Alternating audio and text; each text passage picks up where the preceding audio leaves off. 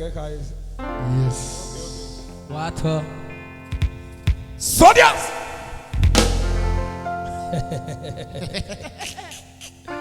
Oh, for what we Original. here to know some more. Naso. It's Black Video Production. Oh, for we no give it well. Original. Here to know some more. A guitar ma do play game ma play ma sing one ma make na you. Wa be no be so. Naso. Okay.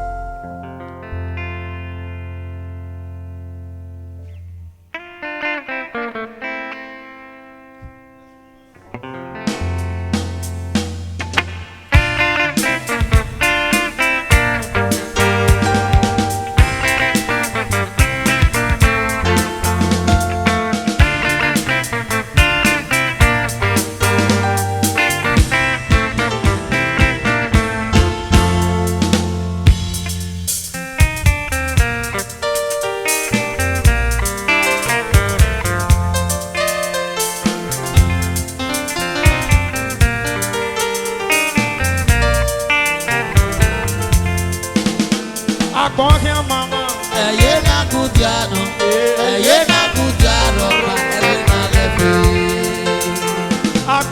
Mama, Yena Kudiano, Yena Kudiano, Mama, Yena Kudiano, Yena Kudiano, Yena Kudiano, we na lefe ye.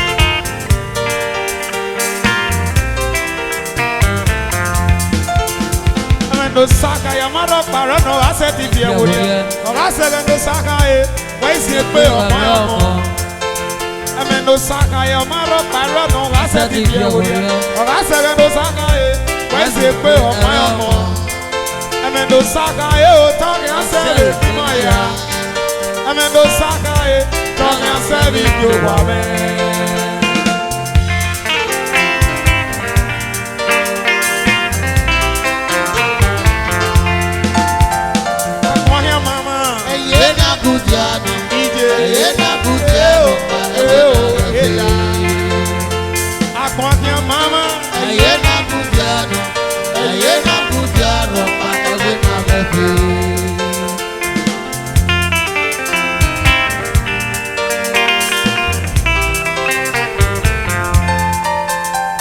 No saka ya maro para no aseti bi e wori o ga se no saka e wa isi pe o mo amendo saka ya maro para no aseti bi e wori o ga se no saka e wa isi pe o mo amendo saka e o to na se be mi ma ya amendo saka e to na se bi o wa be.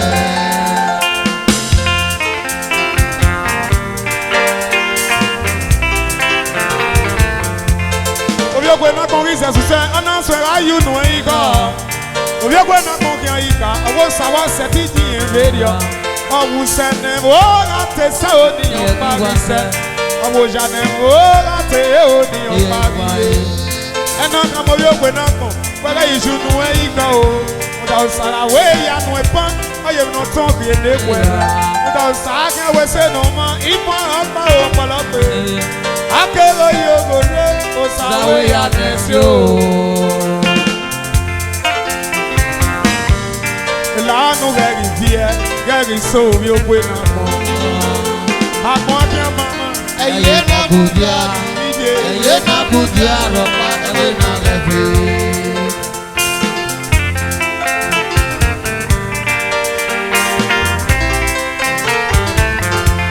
Hallelujah nu se yekpera ona ma wenu eje nu ake ba ko Hallelujah nu se yekpeye ona ma wenu eje nu ake ba ko Hallelujah nu se bo ko ma ja obi me o ama wenu eje nu ake ba ko ekede ni muta e o de emendo sakai o ga sebe me oye akonya mama eye na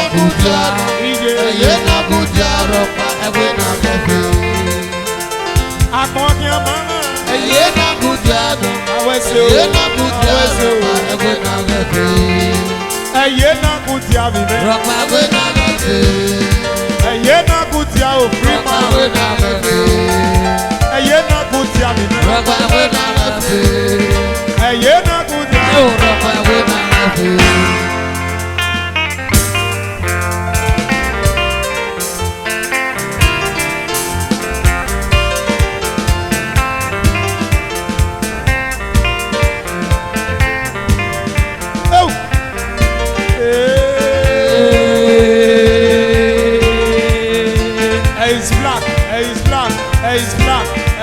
Osagiemwangbon wedo.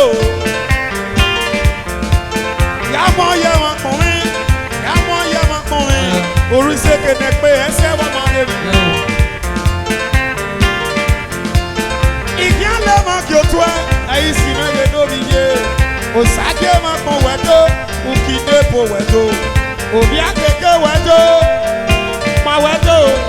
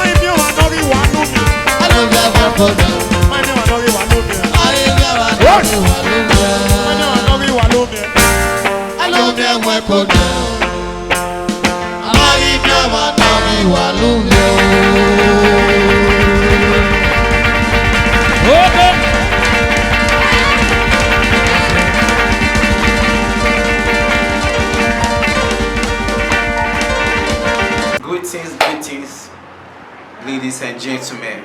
My name is Ace Black. I'm a film producer, film director, musical shooting, whatever concerning entertainment. If you want to do a marriage, you can call on us. We are there for you. And I'm the owner of Ace Black TV on YouTube. The reason why I came to do this interview today is that I came up with an idea, with a new platform, showcasing your talent. Because we have a lot of talent in those states, and they are being hidden because of no help, no support, no finance. We are the ones doing our things on our own. They are all indoor. So I came up with this idea, showcasing your talent for our people in diaspora, for them to know that we have a lot of talent in there, in those states. For them to know that we have raw talent. So I decided to come up with this new platform, showcase your talent. And I bring out people, some young artists to come and perform. And when they perform, I pay the instrumentalists, I pay the engineer who came to record the sound, so that you will hear good sound and feel the good music. And the issue is this. This platform involves money. And the issue involves money. Because whatever artists that came to perform, I pay the instrumentalists, I pay the engineer for the sound. Me alone cannot do this. That's why I'm calling the general public, lover of music, my dope people. Please, we need your support. We need your help. We need your promo. Because I know with this, Edo music is going far. Please, you cannot support financially. When you see the job, please, you can also share the job. We just started this thing in Benin now. From Benin, we can still go to Ishan. From Isan, we go to Auchi. Just like that. The platform is for Edo State artists. Please, you will see my account number on your screen. Please, nothing is too big, nothing is too small. Please support this project, support this platform. And if you want to do advert for your business, you want to do advert in whatever you do, in your activities, like you want to do birthday, you want to do the advert, you want the artist to use you to sing on the platform, call on us. My number is on the screen. Call on us, write me on WhatsApp. Or you want to do marriage, you want them to talk about the event in the platform. We are there for you to do whatever you want us to do. We need support and we want you to be our sponsor. Please, as you do, we know God will richly. Emi ya be amane uwezi egbogo no ke na bari emi yoto be ne COVID-19 na ya be nu da mana na yoto. My brother, emi ya ga logo gbe. agodo omo. My dear brother. Ya we me ho ya we kube so ne ya. Ki usa we si iwadi wa ke oga wa fere. Ohola mi we worry kuba idova we wani. Yeah. They want we. Ana okuse. Yen no, anu go yen no. E boy na amana boss ese yen na ya do versi ka bi hu nan. Yeah, your COVID-19 ga re dokuno. Okay. COVID-19 we mi yeri ogo. Orio, okay me mi a.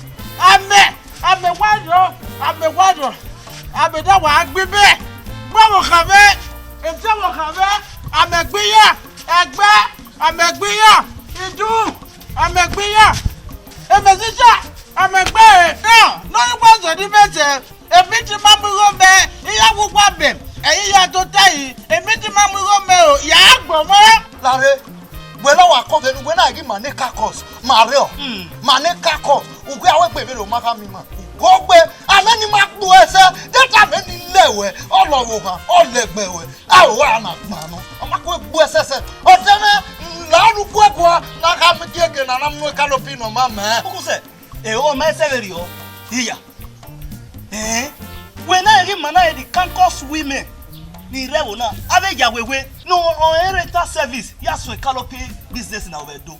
Amege pon wa wo no mo me wa fie eye to buye mu amese e ya popo e na we ta lele o adu me do e ya waro we na wa se wa ni de du bolo we ni kere no a no kwa no a o mo pa de gbi wo na wa fi o je ke mo wa ri e ugbo no pa wo na ye bo to ezi na tate boje my country people from Edo State, from Nigeria and all over the world. The best place where they rent better canopy, where rain not go beat you if rain dey fall. Original one, you know say original they pass original. Now table they look for, I've been a drum. For your event planner or renters, we plan that your party for you. If this serve, if now 100, 200 people you want invite, they go serve the food. Home delivery, they do. Party delivery, they do. If now music you need, or renters get her. If now MC you need, or renters get her. Anything where you need, where you concern your party, or renters get her. No forget her more. Make una waka go on rental service. Wey dey number 21, second circular road before Sapler Road junction. Now there you go see am. It's right and there on rental service. Now the best canopy service be that one for Edo State, Nigeria. Make we dey go.